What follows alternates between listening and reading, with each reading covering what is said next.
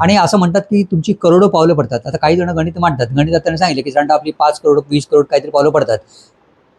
करोडो जप होऊ शकतो. मी म्हणतो करोडो जप नाही झाला तरी ऍटलीस्ट लाखामध्ये जप नक्की होऊ शकतो. आता चालताना जप मोजता येत नाही, बरोबर आहे, मोजाचा पण नसतो. तुम्ही करत राहते, ऊर्जा मिळत राहते. म्हणजे म्हटलं मैया किनार चालली की ऊर्जा मिळते, जप केली की ऊर्जा मिळते, आणि या सगळ्याचं फलद्रूप म्हणून तुम्हाला काहीतरी अनुभूती येते. आता यांनी जसं म्हटलं तर ते त्या महंतांना विचारलं, म्हटलं हनुमान चालिसा वगैरे का म्हणत नाही वगैरे, तेवढं हरकत नाही, हनुमंताच्या याला प्रार्थना करा. म्हटलं ठीक, मग दृढ विश्वास झाला प्रत्येक ठिकाणी हनुमंताचं हे करावं म्हणून, बरं का. आणि मग त्याप्रमाणे नर्मदाच्या किनारी पुष्कळ गायत्री देवीची मंदिर आहे, नर्मदा मैयाचं मंदिर आहेच आहे, शिवाची शिवलिंग पुष्कळ ठिकाणी आहेत, हनुमंताची मंदिर आहेत, बरं का, कुबेराची मंदिर आहेत, पंचकुबेर वगैरे सुंदर स्थान आहे वगैरे, अगदी छान स्थान आहे वगैरे. तर अशा सगळ्या ठिकाणी आता बघा, आम्ही जे प्रत्येक ठिकाणी जातो काही वेळा असं होतं, मैया किनारी चालताना वरती एक टेकडीवर मंदिर असतं, आता खरं ते तीर्थस्थानच आपल्याला कळत नाही, तिकडनं आवाज येतो, बाबाजी आओ ऊपर दर्शन करके जाओ. आपण तेवढं वर चढा खाली उतरा, आपण जात नाही. तर सांगायचा हेतू हा एक पुस्तकाद्वारे का दिलं होतं की तुम्हाला वाचलं की लक्षात येईल आपण काही ठिकाणी तरी जायला पाहिजे. तर त्या ठिकाणी तुम्ही जाता, तुम्हाला ती ऊर्जा मिळते, प्रार्थना कराल तर ती प्रार्थना पूर्णताच नेते वगैरे. तर असं काही संतांनी सांगितलं, तर ते त्याचा दृढ विश्वास होता आणि याप्रमाणे चालत होतो. आता थोडंसं अनुभूतीबद्दल सांगतो. जसं तेलीभटांमधली अनुभूती झाली आणि उन्मेषानंद स्वामींनी जसं म्हटलं की तुम्हाला सगळी अनुभूती ही शेवटच्या टप्प्यात येईल, त्याप्रमाणे मध्ये आम्ही जेव्हा शेवटचे 3 दिवस राहिलो होतो, 3 जण राहिलो होतो, तर त्यांच्यात ग्रुपमधून मी बाहेर पडलो गेलो. कधी पुढे असायचो, कधी मागे असायचो वगैरे. मग मला वेगळे काही जण भेटले, अजून 2 साथीदार भेटले. एक दयानंद कोलमकर म्हणून गोव्याचा आहे, तो भेटला. तो स्वामी भक्त होता, त्याने तर स्वामींच्या पादुका घेऊन तो परिक्रमा करत होता. दुसरा एक जण भेटला, तो नाशिकचा मधुकर म्हणून, आणि तो तर असं म्हणता येईल जसं निवृत्तीनाथांचे गुरु, तर त्यांच्या गुरु शिष्य परंपरेमधला, बरं का. तर जनार्दन स्वामींच्या तर त्या गुरु परंपरेमधला आगाढ विश्वास असणारा, अशा काही साथीदारांची साथ मिळाली वगैरे. काही वेळा मी एकटा पडलो गेलो होतो, एकटा जात होतो वगैरे. आता दुसरी अनुभूती सांगतो. जशी पहिली अनुभूती सांगली, नर्मदाष्टक म्हणायला लावलं, तर जसं अमरकंटकच्या वाटेवर मी चालत होतो, तर माझ्यावर एक स्नेही होता, त्याच्या एका आश्रमामध्ये गाठ पडली होती, आणि तो 1.5 किलोमीटर माझ्यापेक्षा पुढे होता. 30 वर्षाचा तरुण होता, थोडासा पुढे होता. आणि आपण जसं म्हटलं, मी त्यावेळी मग एकटा असताना मग माझ्या व्यासदंडाला घुंगरू लावले होते, असं उदयनाचार्यांनी सांगितले त्याप्रमाणे. आणि घुंगरूचा आवाज करेन, नर्मदे हर म्हटलं की मी आवाज करायचो आणि त्याप्रमाणे चालायचो. तर चालता चालता प्रत्येक जण नर्मदे हर म्हणतो, आपण नर्मदे हर म्हणतो वगैरे. तेवढाच आवाज आला, नर्मदे हर बेटा, आणि पाठीवर हात आला, म्हणून थांबलो, थबकलो. कोण बोललो म्हणून मागे बघितलं, तसंच 70-75 वर्षाची आजी. म्हटलं नर्मदे हर मैयाजी. मला बोले बेटा कहाँ जा रहे हो, बरं का. आता मला जसं म्हटलं की माझी इच्छा होती की नर्मदा मैयाचं दर्शन व्हावं, दत्तात्रय महाराजांचं दर्शन व्हावं, नर्मदा मैया आपल्यावर राहावी, बरं का, ही इच्छा होती. आता ही आजी म्हणते की कहाँ जा रहे हो, म्हटलं अमरकंटक जा रहा हूँ. म्हणजे बेटा मुझे लेके चलो. तर मी म्हटलं मैया जी आपको तो कोई भी लेके जा सकता है, नर्मदा मैया लेके जा सकती है, शिवजी लेके जा सकते हैं. नहीं नहीं नहीं बेटा, मुझे आपके साथ ही आना है अमरकंटक. आता मी जरा थोडासा संभ्रमात पडलो, बरं का, काय करायचं काय नाही. आता काय असं काही वेळानं आपली देहबुद्धी असते, ती काम करते बघा. ती लगेच म्हणते की या जी आपल्यावर आली तर काय जगाची हिला शोधत बसतील, मग काय करायचं काय नाही. बरं, मी हो न काही म्हटलं नाही आणि मी आपल्या पुढे चालू पडलो. सांगते एक 15-20 पावलं चालत होतो. आता बघा, चालता चालता आपल्याला असं कळतं की मागोसा येते, म्हणजे कोणतरी मागून येत आहे, बरोबर. आणि त्यावेळी माझे हृदयाचे ठोके जोरात पडत होते. एका दृष्टीने की ही आजीबाई जर आपल्यावर सारखी पुढे आली तर पुढचा रस्ता बिकट असेल तर आपण चालायचं आणि आजीबाईकडे लक्ष द्यायचं, काय करायचं, बरं हे काय अमरकंटक किती लांब ते अजून माहित नाही. असं ऐकलं होतं की अमरकंटक अजून 65 किलोमीटर आहे, पण जरी 65 किलोमीटर जरी अंतर असलं तर तो अंतर मार्ग बिकट आहे, दुर्गम आहे, माहित नाही, कारण कधी पाहिलेलं नाही, ऐकलेलं नाही, पुस्तकात लिहिलेलं नाही कोणी, त्यामुळे आपल्याला काही माहित नाहीये. तर म्हटलं आता काय करावं, असं म्हणत म्हणत 15-20 पावलं पुढे गेलो आणि एक वळणावर सहज थांबलो आणि मागे वळून बघितलं तर मागे कोणीही नाही. आणि तुम्हाला सांगतो त्या क्षणाला इतकं मला वाईट वाटलं ना, खालीच बसलो मी. मग कुठेतरी लक्षात आलं प्रकर्षाने की आपली जी इच्छा असते नर्मदा मैयाचं दर्शन व्हावं, नर्मदा मैया आपल्यावर राहावी, इथेही आजीबाई, पहिली आजीबाई काय म्हणाली, नर्मदाष्टक म्हणा. दुसरी ही काय सांगते, मला अमरकंटक यायचंय. और आपण तिला म्हणते मैया लेके जाएगी, शिवजी लेके जाएगी. ती म्हणते नाही नाही बेटा, मुझे आपके साथ ही आना है. म्हणजे ही आपल्यावर येऊ इच्छिते आणि आपण तिला ती येऊ नये म्हणून पुढे मार्गक्रमण करत होतो. आणि आता वेळ गेली निघून, आता काय करायचं, आता वेळ गेली ना, जसं म्हणतात ना, एकदा बाण सुटला परत काही करता येत नाही.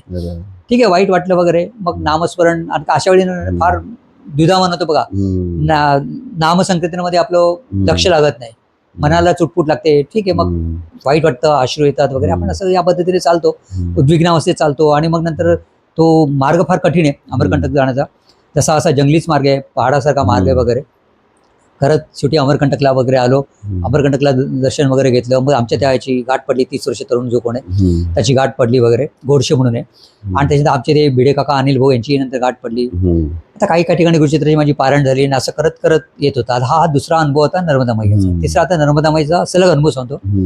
आता ही नर्मदा मैया कशी आठवण करून देते, परिक्रमेमधला जो अनुभव आहे ती कशी लिंक लावते. जेव्हा आम्ही एका ठिकाणी आलो, गरोरा घाट म्हणून आहे, तर गरुड घाटला आलो, तर त्या ठिकाणी आता गावामध्ये काही ठिकाणी कसं असतं, जेव्हा तुम्ही अमरकंटकून येता तर अमरकंटकना जाताना आणि येताना आता मंडला गाव लागतात, काय दोन्ही ठिकाणी जंगल वगैरे असतो, भाग थोडासा रस्ता निर्जन असतो, गावात दरिद्र रेषाखाली गाव असतं, लोकांची एवढी परिस्थिती नसते वगैरे, आश्रम कमी असतात वगैरे. तर आम्ही जेव्हा येत होतो तर त्या गावामध्ये काही ठिकाणी आश्रमामध्ये लाईट नसतात, काही वेळा अंधार असतो, लाईट जातात वगैरे वगैरे. तर काही ठिकाणी आम्हाला ती सवय झाली होती वगैरे. तर त्या अशा एका चाललं जिथे 20-25 पायऱ्या चढून एक राम मंदिर होतं, तर तिकडे आम्ही आलो, आपलं आसन वगैरे लावलं. त्याप्रमाणे काही परिक्रमावासी आले, त्याच्यात काही स्त्रिया होत्या वगैरे, पुरुष होते वगैरे, फारसं काही लक्ष गेलं नाही सगळ्यांच्याकडे. आणि आम्हाला एकाने जेवायला बोलवलं होतं. संध्याकाळची साधारणतः 6:30-7:45ची वेळ झाली. आम्ही आपली पूजा वगैरे केली, आरती वगैरे झाली, आणि ज्यांनी आम्हाला बोलवलं म्हणून त्यांच्याकडे जायचं. तर तेवढ्या डमरूचा आणि शंखनाद ऐकू आला. तर आमचे दोघं जण खाली उतरले. मी त्यांना म्हटलं तुम्ही पुढे व्हा, मी येतो. मी उतरत होतो तर त्या नादाने मी थबकलो. कोण बघतो तर एक भिल्लिणीसारखी स्त्री होती जी डमरू वाजत होती आणि शंखनाद करत होती बरं का. मग मी थोडं 2 मिनिटं थांबलो आणि मग तिला म्हटलं मैयाजी नर्मदे हर.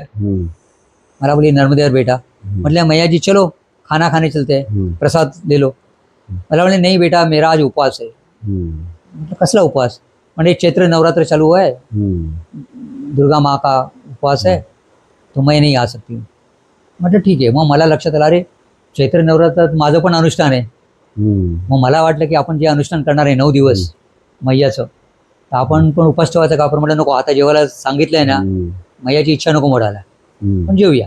मग जेवायला गेलो वगैरे, त्यांच्याकडे आम्हाला जेवायला बोललं, त्याने आमचं छानसं आदरातिथ्य केलं.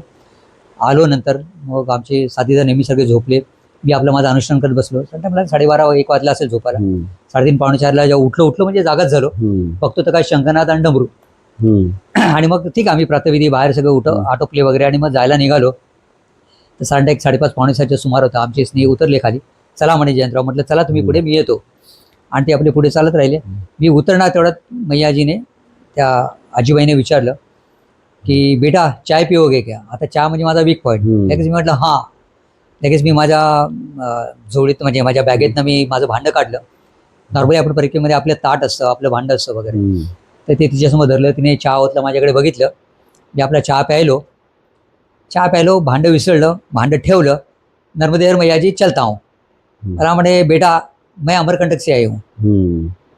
हाँ मैयाजी मुझे मालूम है आप अमरकंटक से आई हो. कारण आम्ही अमरकंटकवरून आलो होतो आणि आता ओमकारेश्वरला चाललो होतो. म्हटलं हाँ मैयाजी हम भी अमरकंटक से आए हैं, अभी ओमकारेश्वर जाएंगे. आता तिथनं साधारणतः अंतर 550 किलोमीटर होतं. म्हणजे आम्ही असं गृहीत धरलं 25 किलोमीटर रोजचे, म्हणजे साधारणतः 20-25 दिवस लागू शकतात साधारणतः.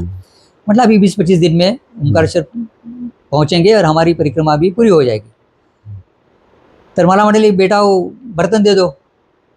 तुम्ही थबकलोच. म्हटलं बर्तन दे दो. म्हटलं मैयाजी ये मेरा बर्तन है. आता मी बॅगेत ठेवलं होतं ते. नाही बोली मेरा है म्हणे. म्हटलं नहीं मैयाजी ये तो मेरा है. म्हटलं 2.5 महीना हो गया है मैं, म्हटलं ये बर्तन लेके घूम रहा हूँ. तर म्हटलं आप देखो आपके पास होगा. मग तिने तिचं गाठोडं सोडलं आणि भांडं काढलं. बघतो तर काय, तिचं भांडं माझ्या भांड्यासारखं. ते बघून मी उडालोच. आणि मग तिने भांडं ठेवला. हसत हसत मला म्हणते क्या मैं मेरा मेरा कर रहे हो. मला काहीच कळलं नाही बरं का. मी आपल्या का कानाडोळा केला, काही कळलंच नाही. त्यामुळे लक्ष द्यायचा प्रश्न येतच नाही. आणि म्हटलं चलो मैयाजी चलता हूँ. नर्मदे हर बेटा मैं अमरकंटक से आई हूँ. म्हटलं हाँ मैयाजी मुझे मालूम है आप अमरकंटक से आई हो और अभी आप भी ओमकारेश्वर जा रही है. असं मी री ओढली आणि नर्मदे हर म्हटलं, नर्मदे हर बेटा बोलले. आणि मी खाली उतरलो, पायऱ्या खाली उतरलो आणि चालू लागलो. आणि माझं नामस्मरणामध्ये लक्ष लागेना. आता मैया घेऊन चालताना नामस्मरणामध्ये लक्ष का लागेना, तो मैयाचे कानावर आवाज येत होते, क्या मैं मेरा मेरा कर रहे हो. नर्मदे हर बेटा मैं अमरकंटक से आई हूँ. आणि मग कुठेतरी ट्यूब पेटली की सुरुवातीला एक होती जी नर्मदाष्टक म्हणायला लावलं तेलीभट्ट्यांमध्ये सियाराम बाबांच्या आश्रमात. दुसरी अमरकंटकच्या मार्गावर भेटली. ती म्हणाली मुझे अमरकंटक लेके चलो. आपण तिच्याकडे कानाडोळा केला. आणि आता ही म्हणते मी अमरकंटकहून आली. म्हणजे ही आपल्याला आठवण करून देते म्हणजे आपली किती मोठी चूक झाली की हिने आपल्याला चहा पाजला, पण आपण हिच्या पायाला स्पर्श करून नमस्कार तरी करायला होता, तो आपण केला नाही. ती म्हणत होती बेटा मैं अमरकंटक साहेब, आपण तिच्या बोलण्याकडे लक्ष केलं नाही. ती म्हणत होती क्या मय मय मेरा मेरा कर रहे हो, आपल्याला कळलं नाही. मग काय कळतंय, मय मय म्हणजे माझं माझं, मी म्हणजे अहंकार, मेरा मेरा माझं माझं म्हणजे आसक्ती, हे माझं भांड. 2.5 महिने मी भांड घेऊन फिरतोय, म्हणजे माझा जीव भांड्यामध्ये अडकला. आणि मी तिला सांगते तुझं भांड नाही माझं भांड आहे. आणि ती हसते विचारते क्या मैं मेरा मेरा कर रहे हो. मग लक्षात आलं, जर परिक्रमेमध्ये मी म्हणजे अहंकार सोडला नाही, माझं माझं आसक्त सोडलं नाही, तर ही परिक्रमा म्हणजे फक्त भ्रमण होईल. मग तुम्हाला कुठलाही दृष्टांत जरी झाला तर तो दृष्टांत कळू शकत नाही. म्हणजे हे कुठेतरी कळलं. मग त्यावेळी तुम्हाला सांगतो इतकं वाईट वाटलं आणि त्यावेळी असं वाटलं की आपल्याला अजून ती दृष्टी नाहीये. जसं श्री भगवद्गीतेमध्ये म्हटलंय ना, कृष्ण म्हणजे अर्जुनाने जेव्हा कृष्णाला सांगितलं मला तुझं विराट स्वरूप बघायचं आहे, आणि विराट रूप दाखवलं, त्याला बघू शकला नाही. जेव्हा ती दृष्टी दिली तेव्हा ते बघू शकला, पण ती तरी पण पूर्ण बघू शकला नाही. आणि सांगितलं नको आता हे रूप आठवून घे, हे भयंकर रूप मला हे बघवत नाही, आणि मला तू चतुर्भुज रूपातच तू दाखव तुझं तेच रूप मला फार छान वाटतं, नयनरम्य वाटतं. म्हणजे ही दृष्टी परमेश्वराने आपल्याला द्यावी, पण ही केव्हा देतं दृष्टी, जेव्हा तुमची साधना असेल, तर जे पूर्वसंचित प्रारब्ध असेल ना, तर तुम्हाला दृष्टी मिळू शकते. पण हे लक्षात ठेवा, ही दृष्टी प्रत्येकाने मिळत नाही. म्हणजे याचा अर्थ असा आहे अजून आपण त्या साधनेमध्ये परिपक्व झालेलो नाहीये, अजून आपल्याला खूप काही करायचं आहे. तर असं ते कुठेतरी आपल्याला एक इंडिकेशन येतं, ही सूचना येते की हे सगळं चालू ठेवा वगैरे. आणि जेव्हा काही महंतांना जेव्हा काही गोष्टी सांगितल्या तर त्यांनी सांगितलं याची वाच्यता काही काही गोष्टीची करू नका, तुम्हाला चांगला अनुभव येते, तुमची साधना चालू ठेवा. आता तुम्हाला सांगतो या 3 नर्मदा मैयाच्या बद्दलच्या ज्या अनुभूती आल्या, आता बघा एवढं सगळं अनुभूती होऊन असं वाटलं नर्मदा मैयाचं अजून दर्शन झालेलं नाहीये, अजून मन तृप्त झालं नाही बरं का. बरं, याच्यात नंतर मला हे मी जसं म्हणायचो मी खूप घाबरायचो आमच्या लोकांच्यावर चालताना. तर आमचे ते दोघं स्नेही म्हणाले, त्यातले एकदा भिडे काका सहज म्हणाले काय जयंतराव कशाला घाबरता, तुमच्याबरोबर तर नर्मदा मैया आहे, कोपीमध्ये जी असते ती नर्मदा मैया, शिवाय तुमच्यावर दत्तात्रय महाराज आहेत. अरे म्हटलं हो ही गोष्ट खरी आहे. मग म्हटलं अरे आपल्याकडे दत्ता महाराज असताना आपण घाबरतो कशाला. सगळी माझी भीती गेली बघा. त्याच्यानंतर मी जेव्हा एकटा पडलो ना तर बरोबर चालायचं वगैरे. आणि तुम्हाला सांगतो काही अनुभव सांगतो, काही महंतांनी मला सांगितलं होतं जेव्हा तुम्ही एकटं चालाल ना तर नर्मदा मैया आणि सद्गुरू तुम्हाला साथ देतात. एक देवगाव संगम म्हणून आहे, जो चावी आश्रमाच्या मार्गावर लागतो. त्या देवगाव संगमावर मी एकटा चालत होतो. असा रोड म्हणजे जंगलवालाच रोड असं म्हणता येईल, की ते कोणी चिट पाखरू नाही काय नाही. तर सहज थोडासा मी चालता सहज म्हटलं जरा एक व्हिडिओ काढला, जरा व्हिडिओ कॉल केला मिसेसला, तिला दाखवलं, ती पण घाबरली. ती बोलली हो तुमचे साथी कुठे. त्याला थोडंसं खोटं म्हणून सांगितलं पुढे चालतात ते, काळजी करू नको, मी एकटा नाही इथे. खरं मी एकटाच होतो आणि आमचे साथी तर केव्हाच पुढे गेले होते. आणि नंतर ठीक आहे थोडा वाटूपचा कॉल घेतला वगैरे, पुढे चाललो. नंतर बघतो तर खाणं संपलं, तर काही नव्हतं, बिस्किट नव्हतं वगैरे काही नाही, पाणी संपायला आलं होतं. ठीक आहे, मला खाण्याचं ताण्याची काही म्हणजे परवा नव्हती. फक्त मला काय वाटलं होतं की अरे याच्यात आपण एकटा चाललोय, उद्या काय प्रॉब्लेम झाला तर काय, अशी थोडीशी अनामिक थोडीशी माणसात शंका येते, भीती येते बघा. तर तुम्हाला सांगतो मी जेव्हा चालत होतो त्या देवगाव संगमावर, तर चालताना जसं मी म्हणतो माझं नामस्मरण चालू असायचं, तर यावेळेचा मला एक वेगळा अनुभव होता. आता नॉर्मली काही वेळा अजपा नावाचा प्रकार असतो, तो आपोआप आत्म चालू राहतो. तर पूर्वी एक असा काळ होता टीसीस मध्ये असताना, मी गाडीत बसलो तरी माझा जप चालू राहायचा, ऑफिसमध्ये गेलं की परत घरी येताना चालू, त्यावेळेला झोपेत चालू वगैरे. या अजपा जप मी पाहिला होता. पण इथे कसं होत होतं, चालताना कोणीतरी आतमधून तो जप म्हणतोय. आता जसं मी म्हटलं देशपांडे यांनी सांगितलं होतं कागलचे, की तुम्हाला मंत्र देतो ज्याच्यामुळे तुम्हाला पायाला गती येईल आणि तुम्ही वायूसारखं भ्रमण करू शकाल. तो मंत्र आम्हाला काही मिळाला नाही, पण जो काही मंत्र मला सुचला होता नर्मदा मैया आणि दत्त महाराजांचा मिळून, त्या मंत्राला असं म्हणता येईल एक सिद्धी प्राप्त झाली होती, जेणेकरून मी चालताना. बरं आता तुम्हाला सांगतो माझ्यावर अजून एक संकट ओढवलं होतं. एका आश्रमामध्ये 15 फेब्रुवारीला मी डाव्या खांद्यावर पडलो होतो, अशी घाई चला निघायचं आणि पडलो आणि मला फ्रोझन शोल्डर झाला. आता तो पण फ्रोझन शोल्डर का असं माहिती नव्हतं, आणि तिथे कुठलीही डॉक्टर नाही काय नाही. आणि नंतर 2.5 महिने म्हणजे 15 फेब्रुवारी ते 23 एप्रिल इतका कालावधीमध्ये एका हाताने, जे या डब्यात जोर नव्हता, साधं चष्म्याचं कव्हर उचलू शकत नव्हतं, एका हाताने आंघोळ करणं. मग काही वेळा विहिरीचं पाणी काढायचं, काही वेळा हापशाचं पाणी हे करायचं, तिथे आंघोळ करायची, कपडे घालायचे एका हाताने, जेवायचं, सगळ्या गोष्टी, बॅग एका हाताने उचलायच्या. ठीक आहे, साथीदार होते ते मदत करायचे बॅग उचलून द्यायला. नंतर या हाताने बॅग उचलून आपल्या हातात घ्यायला लागायची.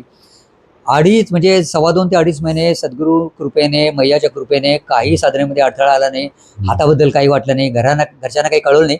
आमच्या काही साथीदारांना लक्षात आलं होतं वगैरे, आमच्या काकांना लक्षात आलं, ते म्हणाले की अरे असं करू नको तू चल वगैरे. मी म्हटलं काही फार मोठं झालेलं नाहीये, प्रत्यक्ष कोणाला सांगितलं नाही, पण एवढं सगळं संकट ओढावणं असताना पण ही साधना सेवा त्यांनी करून घेतली. सांगायचं आहे म्हणजे काय, संकट आली तरी त्यांना पार करण्याकरता तुम्हाला ती शक्ती देतात. एवढे करून माझी जी अनुष्ठान म्हणा, ग्रंथपारायण सेवा म्हणा, सगळी पूर्णपणे पार पडली होती. आता हे नर्मदा मैयाचं दर्शनामध्ये झालं. आता देवगाव संगमावर जसं यांनी म्हटलं तर म्हणताना तुम्ही एकटं नसतात, आता ती अनामिक भीती होती. तर हा जो जप चालला होता ना, तर जप मध्ये असं वाटत होतं की कोणतरी आतमध्ये बसून कोणतरी पुरुष लयबद्ध स्वरात म्हणतोय आणि त्याच्या पाठोपाठ कोरस सारखं कोणतरी स्त्रिया पण म्हणतात. आता हे काहीतरी अजीबच होतं बरं का, कारण असं कधी अनुभवलं नव्हतं.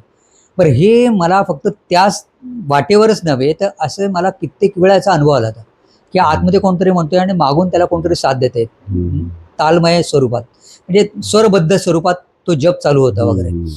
ठीक आहे, तिकडे मी थोडासा कानाडोळा केला, म्हटलं असेल काय जे असेल. बरं, तो मंत्र तो जप केव्हा चालू व्हायचा केव्हा थांबायचा माझ्या हातात काहीच नव्हतं बरं का. हा एक अनुभव आला, जो वेगळा अनुभव आला. म्हणजे थोडक्यात म्हणजे त्या अनुभवामधनं असं लक्षात आलं, जी आत्मानुभूती म्हणतात ना, तसं म्हणतात आत्मा हा देहापासून अलिप्त असतो, वेगळा असतो, बरोबर आहे, अजन्मा येतो, परमेश्वराचा अंश येतो. तर हे जे काय आहे तो मूळ आत्मा असतो, जे मूळ चैतन्य स्वरूप असतं. आणि जसं म्हटलं आपलं प्रारब्ध पुरुषांची जे आपण काय केलेलं असतं चांगलं, ती आध्यात्मिक बैठक झाली असते. ती आध्यात्मिक बैठकीची पूर्ण प्रोग्रेस ही पुढच्या जन्मी चालू राहते. म्हणजे हे जन्मोजन्मी या गोष्टी चालू राहतात. म्हणजे कोणतरी एक आपल्याला असं दिलेलं आहे की हा जप चालू राहून दे, ही साधना चालू राहून दे वगैरे. हा एक छान अनुभव आला. दुसरा अनुभव असा आला, जे व्यासदंड आपण चालत होतो, दंड टेकवत टेकवत चालत होतो, तर प्रत्येक पावलाला चालताना 3 पावलं चालताना जो टेकवत जायचो तर त्याचा टाक टाक टाक असा आवाज यायचा. आता अख्खा त्या रस्त्यावर कोण नाही, पण तो टाक टाक टाक आवाज. बरं, माझा झाला की तो परत आवाज ध्वनी ऐकायला यायचा बरं का. सुरुवातीला मला काही कळलंच नाही, हळूहळू मला लक्षात आलं टकटक आवाज कसला येतो काय कळे ना. मी आपलं मागून बघितलं, म्हटलं कोणतरी येत असेल परिक्रमावासी, म्हटलं तेवढंच बरं, कोणी नाही. मग म्हटलं कोणतरी पक्षी असेल, जर सुतार पक्षी आपण म्हणतो ना, झाडांना चोच मारता आवाज येत असेल, काय असू शकेल माहित नाही वगैरे. मग शेवटी आपली थोडी देहबुद्धी काम करते बघा. मग मी काय केलं, म्हटलं आता असं करूया, आज आडवा धरूया. तो व्यासदंड मी आडवा धरला, आवाज थांबले. थोडं मी चालायचो थांबायचो, बघत चालायचो थांबायचो, नाही, परत मग टेकवत टेकवत चालायचो, परत आवाज यायचा. असं म्हणजे जवळजवळ 7 ते 8 किलोमीटर ते अंतर होतं, तो निर्जन रस्ता होता. त्या साधारण 3-4 किलोमीटर तरी हा प्रत्यय मी घेतला, हा अनुभव घेतला. मग पोहोचल्यावर संतांची एका महंताशी पण याच्यावर चर्चा केली. ते म्हणाले याच्यावर काही विचार नका, कोणाशी बोलू नका. एक लक्षात ठेवा, जसं असं म्हणतात की परिक्रमेमध्ये जेव्हा तुम्ही एकटे असतात तर तुमचे सद्गुरू किंवा नर्मदा मैया ही तुमच्यावर चालते.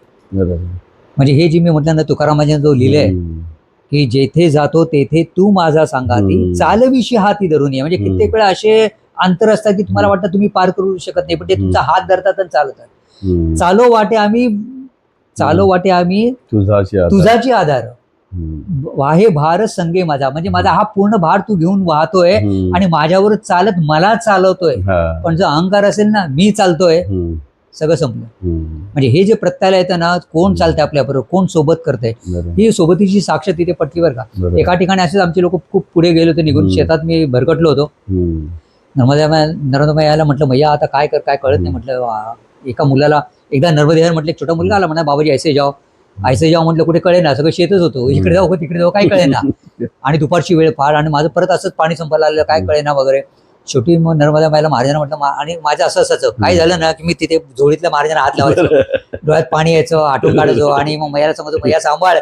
आणि मैया आता नुसतं नर्मदा म्हणून चालणार नाही, बाबाजी ऐसे जाओ वैसे जाओ, मला जाता येत नाही, मला कळत नाही, हा माझी काय बुद्धी चालत नाही, माझं हे काय शार्प नाहीये, तर तू काहीतरी कर, कोणतरी बरोबर दे आणि तो मला आश्रमात सोडून दे बरं का. ही अशी इच्छा प्रकट केली. आता याच्यात काय भौतिक नव्हती बरं का गोष्ट, केवळ मी रस्ता चुकलोय, मला कोणतरी भेटावं. आणि तुम्हाला सांगतो, नर्मदेवर म्हटलं कोणीतरी एक साथ घातली, एक बाबाजी तिकडनं आला, त्याने मला तांब्यावर पाणी दिलं त्याचं, माझ्याकरता परत पाणी घेऊन आला, मला त्याने त्या आश्रमात सोडलं, ज्या आश्रमात मी पोहोचू शकत नव्हतो. आणि तो मला म्हणाला, तो याच्या अगोदर 3-4 जणांना मी बघितलं, तेही रस्ता चुकले होते, मीच त्यांना रस्ता वाट दाखवलं. हे 4 जण कोण, हे आमचे 2 राहिले, एक भिडे काका, दुसरे अनिल भाऊ साताऱ्याचे दोघे, आणि 2 आमचे MP चे होते, बारमल म्हणून, त्यांची मिसेस होती बरोबर. ते सगळे डारडोर पंढरपूर झोपले होते वगैरे. मी आश्रमात पोहोचलो, ते जागे झाल्यानंतर लक्षात आलं त्यांना, अरे मले जयंतराव तुम्ही कशी पोहोचलात, आम्ही वाट चुकलो होतो. तर ते भिडे काका बोलून गेले, ज्या अर्थी तुम्ही इथे पोहोचलात याचा अर्थ तुम्हाला काहीतरी सिद्धी असेल किंवा दत्त महाराजांनी तुम्हाला मंत्र दिला असेल. म्हटलं असं काही नाही, पण महाराज बरोबर आहे, मैया बरोबर आहे, एक कोणतरी त्यांनी मला एस्कॉट दिला बरोबर. आणि तो माणूस मला सांगतो, त्या माणसाचे मी आभार मानले, डोळ्यात पाणी आलं, त्याच्या डोळ्यात पाणी आलं, त्याच्या पाया पडलो. म्हटलं असा अनुभव म्हटलं कधी घेतला नाही म्हटलं. जे काय होतं माझ्याकडचं त्याला दिलं बरोबर. आणि त्याला म्हटलं याची काही उतराई होणार नाही. बरोबर. त्याच्याही डोळ्यात पाणी आलं. तुम्हाला सांगतो ना, आता मी असं म्हणू शकलो असतो की मला अश्वत्थामा भेटला, पण आता माझ्या डोक्यात कधी तो अश्वत्थामाचा विचार आलाच नाही. बरोबर. तुम्हाला एक सांगतो, अश्वत्थामा असो नसो, कोणी असो नसो, जो तुम्हाला वाट दाखवतो ना, तो मैयाने पाठवलेला त्यांचा एक प्रतिनिधी असतो, बरं का. आणि एक लक्षात ठेवा, व्यासदंड जो असतो ना, त्या व्यासदंडामध्ये तुमचे देव आणि पितृगण समाविष्ट असतात. आणि असं म्हणतात त्या व्यासदंडाची पण पूजा करायची असते, जेणेकरून, कारण नर्मदा मैयाची परिक्रमा जेव्हा तुम्ही पूर्ण करता तेव्हा त्या पितरांना सद्गती मिळते. कारण पितरांना पण हवं असतं की तुम्ही ही परिक्रमा पूर्ण करा. म्हणजे प्रत्येक जण, म्हणजे तुमच्या दैववश तुम्ही जी साधना केली असेल, पूर्वजन्म प्रारब्ध काय पूर्वसंचित असेल, ते सगळं तुम्हाला मदत करतात तुमची परिक्रमा सेवा पूर्ण करायला. तुमचे पितर तुम्हाला मदत करतात, म्हणजे कुठल्या ना कुठल्या रूपात, कदाचित पितरांच्या रूपातला एखादा येऊन तुम्हाला मदत करतो, कदाचित नर्मदा मैयाने पाठवलेला असतो, कदाचित दत्त महाराजांनी तुमच्या गुरूंनी पाठवलेला असतो. फक्त तुमचा दृढ विश्वास पाहिजे. ते या सगळ्या गोष्टी होतात. मग आपण उगीच काहीतरी त्याचं अवडंबर माजवतो की मला अश्वत्थामा भेटला किंवा मला हा भेटला तो भेटला. आपण असं कधीच समजत नाही की या व्यक्तीची माझी भेट झाली म्हणून मला पुढचा मार्ग सापडला आणि माझा मार्ग सुकर झाला आणि म्हणून माझी परिक्रमा सेवा पूर्ण झाली. हा विचार कोणी लक्षात घेत नाही बघा. प्रत्येक दर्शनामध्ये अडकतात, प्रत्येकाचे भ्रम असो. आता बघा, दर्शन होणं म्हणजे भ्रम पण असू शकतो, काय सांगता येत नाही काही. तर त्यामुळे तुमचं काय माहिती का, तुम्ही एक दृढ विश्वास ठेवला पाहिजे की ह्या गोष्टी ज्या आहेत हे परमेश्वराची ही योजना आहे. अशा तऱ्हेने ते आनंद फार छान वाटला देवगाव संगमामधला.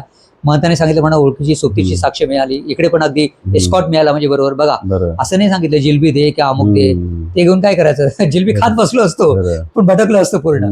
ते अशा अवघड काही गोष्टी आल्या, तिथे साथ मिळाली. आता जे दत्त महाराजांचं दर्शन त्याच्याबद्दल येतो. सलय या नावाच्या ठिकाणी आम्ही आलो. त्या ठिकाणी आता परिक्रमेमध्ये माझ्या मनात पण असं मला काही संतांनी सांगितलं तर महंताने की परिक्रमेमध्ये तुम्ही रामचरित मानसाचा पाठ केला किंवा तुम्ही श्रीमद भागवताचा पाठ केला तर नर्मदेच्या किनारी ते केलं ना तर खूप त्याचं पुण्य असतं. आता साधी संध्या केली आपण घरी, तर घरी संध्या करणं आणि गावात बाहेर संध्या करणं किंवा नदीच्या किनारी संध्या करणं किंवा तीर्थक्षेत्री संध्या करणं किंवा जप तप करणं, रुद्राक्ष माळेने जप करणं फार आनंद पुण्य असतं. आता आनंद पुण्याचं बोलत नाही आपण इथे, पण ते फलद्रूप होतं. सांगायचा उद्देश म्हणजे त्याची काय आकांक्षा किंवा इच्छा असते आपल्याला असं नाहीये, ते आपोआप तुमच्याकडनं गोष्टी घडून घेतल्या जातात. तर तसं यांनी जे सांगितलं होतं की तुम्हाला दत्त महाराजांचा अनुभव येईल, जसं देशपांडे कागलचे आहेत त्यांनी सांगितलेलं. आमचे गाणगापूरचे प्रसन्न गुरुजी म्हणून आहे, त्यांना म्हटलं होतं की दत्त महाराजांना प्रार्थना करा, माझी दृढ विश्वास. त्यांना म्हटलं अभिषेक करा, रुद्राभिषेक, त्यांना केशर लेपन करा आणि माझी प्रार्थना करा की माझी परिक्रमा सेवा पूर्ण करता मला शक्ती द्या, आशीर्वाद द्या. तर ते म्हणाले मी कुलकर्णी करतो, पण का कोणत्याने मला असं कुठेतरी वाटतं की तुम्हाला दत्त महाराजांचं दर्शन होईल. हे परिक्रमेला निघण्यापूर्वीचे शब्द वर का, आणि हे सांगताना म्हणे माझ्या अंगावर काटा येतो. आता प्रसन्न गुरुजी पूर्वी कोण काळे का गोरे मला माहित नाही, आमच्या ग्रुपच्या लोकांच्यामुळे त्यांची ओळख झाली म्हणून फोनवर ओळख आणि म्हणून माझा जी महाराज सेवा करून घेतात त्यांच्यातर्फे, कारण त्यांचे जे स्वतः जे आपण म्हणतो त्यांच्या ज्या पादुका आहे, निर्गुण पादुका आहे गाणगापूरला, त्या सेवेला ते असतात. तर त्यांच्या मुखातून हे शब्द जाणं, तर या शब्दांची सगळी प्रचिती येते बरं का प्रत्येकाला. म्हणजे जे देशपांडे म्हणाले किंवा हे म्हणाले किंवा इतर महंत म्हणाले, तर सांगायचं तू काय माहिती का, हे महंत आणि हे सगळ्याच नाही, यांची एक मोठी सेवा असते बघा. ती ही सेवा काम करते आणि तुमचा जो दृढ विश्वास असतो ना तो एक काम करतो. दृढ विश्वास असणं फार महत्वाचं आहे. म्हणजे तर असंच सले या ठिकाणी मी आलो होतो, तर थोडंसं मन उद्विग्न होतं की अजून आपल्याला दर्शन नाही वगैरे. आणि आम्ही त्या याच्यात जे आलो होतो तर तिकडे 7-8 लोकांना झोपायला जागा वगैरे, आणि 17-18 आम्ही लोक होतो परिक्रमावासी. पण आम्ही पारावर झोपलो. आम्ही 5-6 जण, म्हणजे 3 जण आम्ही आणि 2 जण ते मध्य प्रदेशचे, असे आम्ही 5 जण पारावर झोपलो. आणि पारावर झोपल्यासंतर तुम्हाला सांगतो, रात्री झोपलो, पुन्हा जंगल एरिया, काळा कुट्ट अंधार, काही रोषणाई नाही, काही नाही, आणि रातकिड्यांचा आवाज वगैरे वगैरे. आणि मला स्वप्न पडलं की मी वाट चुकलोय आणि आणि मी महाराजांना साथ घालतोय. आता दत्त महाराजांना स्मृतुगामी असं म्हटले बघा, म्हणजे तुम्ही हाक दिली की महाराज धावून येतात, दृढ विश्वास पाहिजे, असा अर्थ हाक घालतोय. आणि त्याच क्षणी तुम्हाला सांगतो, एक काळासा शेषनाग, काळासा नाग, त्याचे डोळे लाल, असा सर्रकनमध्ये साप आला आणि समोर आला. त्या सापाकडे मी बघितलं आणि एकदम घाबरलो. आणि त्याच्यावर 4 श्वान होते, ते पण काळे कुट्टे रंगाचे आणि लाल डोळ्याचे. आता याचा काही माझा अभ्यास नाही. आता नंतर जेव्हा श्रीमद भागवताचा अभ्यास केला किंवा काय केला, किंवा आपले ईशा फाउंडरचे जे सद्गुरू आहेत त्यांचं एकदा ऐकलं, तर त्याच्यात पण त्यांनी सांगितलं होतं की हे जे 4 श्वान आहेत जे मच्छिंद्रनाथांच्या बरोबर नेहमी असतात, हे काळ्या कुट्ट रंगाचे आहेत, ते 4 वेद आहेत, त्यांचे डोळे लाल आहेत. आता तुम्ही श्रीमद भागवतात पण परमेश्वराचं वर्णन ऐकला तर डोळे लाल असतात बरं का. आता हे त्यावेळी काही माहित नव्हतं बरं का, पण मी घाबरलो.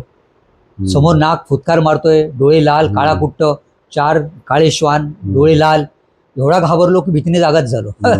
जागा झालो आणि बघतो अरे आपण तर पारावर झोपलोय, पण घाबरलो. अंधार सगळीकडे, रात्रीपर्यंत आवाज, म्हटलं काय साप बिबटा आला नाही ना. मग मी माझा मोबाईल लावला, आपली देहबुद्धी ना, मोबाईलचा लाईट काढला, बघितलं प्रकाशात कुठे काय नाही, काय नाही. परत शांतपणे झोपी गेलो. आणि कसा झोपी गेलो परत कळलं नाही बरं का.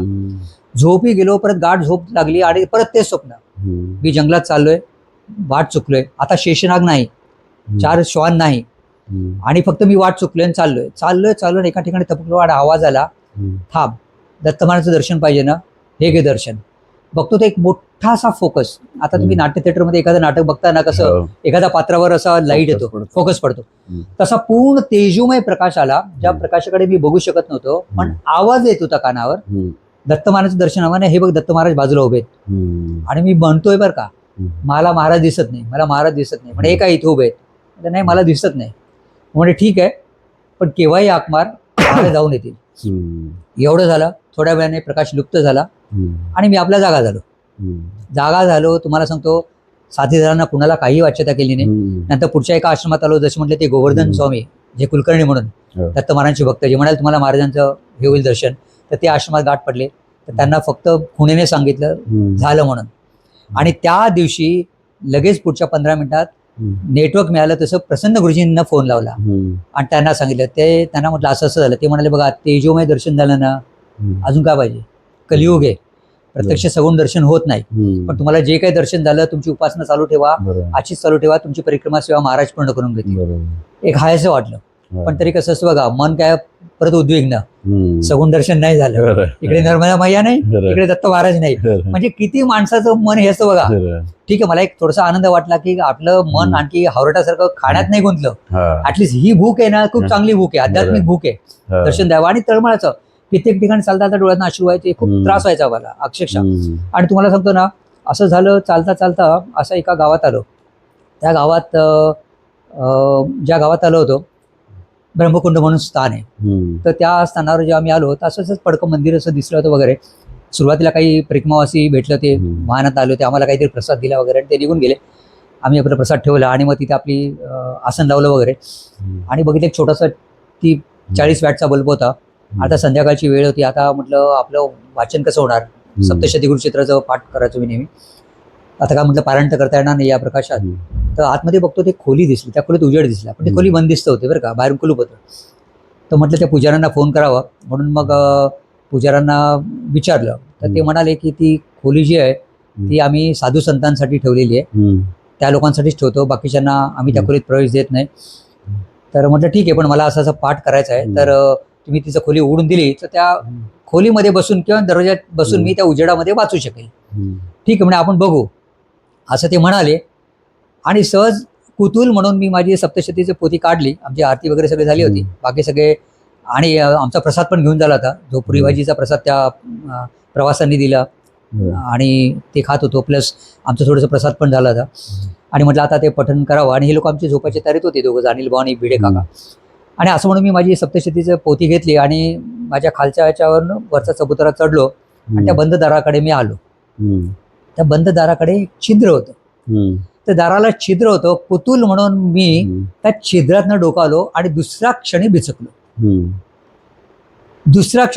बघतो तर काय, आपल्या संगमावर, म्हणजे गाणगापूरमध्ये संगमावर जसं नरसिंह सरस्वती स्वामी महाराजांची जी मूर्ती आहे, काय म्हणत होतो, किती वेळ म्हणतो, माझं मला लक्षात आहे. आणि माझं ते ब्रह्मानंदन वगैरे ते सगळं म्हणून संपलं. डोळे उघडले, बघतो तर काळा कुट्टा अंधार, सगळ्या गावची वीजच गेलेली तयारी केली. आणि इतकं वाईट वाटलं ना. म्हणजे असं म्हणतात ना, जेव्हा तुमची तळमळ असते ना, गुरु भेटावे. बघा गुरुक्षेत्रामध्ये असं म्हटलेलं आहे, म्हणजे ते असं म्हटलंय, वत्सा लागे धेनू जैसी धावणे, तैसे गुरु आले जवळी.